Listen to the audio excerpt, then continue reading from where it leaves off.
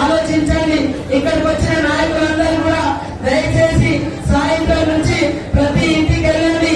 ఎవరికన్నా మరి 200 యూనిట్ల కరెంటు ఆది రాకుండా లేదా అకౌంట్లలో 500 గ్యాస్ సిలిండర్ రాకుండా ఆధార్ కార్డు కానీ ఏదైనా నెంబర్ తప్పు పడ్డాయి కానీ చూడండి. ఎలక్షన్ కూడా అయిపోగానే అందరికీ ఇందిరమ్మ ఇల్లు అరువులందరికీ పింఛన్లు వస్తాయి, రైతు బంధు వస్తాయి, రుణమాఫీ 2 లక్షలు అవుతాయి. అదే విధంగా గ్యాస్ సిలిండర్ పైసలు వస్తాయి. కరెంటు కూడా మీ అందరికీ ఫ్రీగా ఇస్తున్నాం. డబ్బాలింపే బాధ్యత మీది, ఊళ్ళల్లో పని చేసే బాధ్యత నాది. ఫండ్స్ ఇచ్చి ఊళ్ళో అభివృద్ధి చేసే బాధ్యత నాది. బీజేపీ 10 ఏళ్లలో గ్యాస్ ధర 5 ఏళ్ళు కాంగ్రెస్ ఉన్నప్పుడు 1200 పెంచింది. కానీ మీరు పోయే 100 పనికి మాత్రం రూపాయి కూడా మీకు కూలి పెంచలే.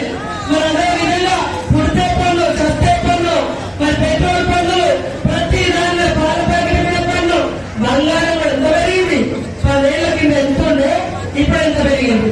మరి అదే విధంగా పాల ప్యాకెట్ల మీద పన్ను, అన్నిటి మీద పన్నులు ఇస్తారు. బీజేపీ పేదల ప్రభుత్వం కాదు. రాబోయే కాలంలో పిల్లలు చదువుకునే సీట్లు వస్తాయి, ఉద్యోగాలు వస్తాయి, అది కూడా రిజర్వేషన్ తీసేస్తా అంటారు. మరి రాజ్యాంగం మార్చేస్తా అంటున్నారు. కాబట్టి మన ఉమ్మడి ఆదిలాబాద్ జిల్లా మన పార్లమెంట్ అభివృద్ధి చెందాలంటే ఆత్రం సుగుణ చేకూర్చుకోటేయండి. మీ ఊర్లలో ఏ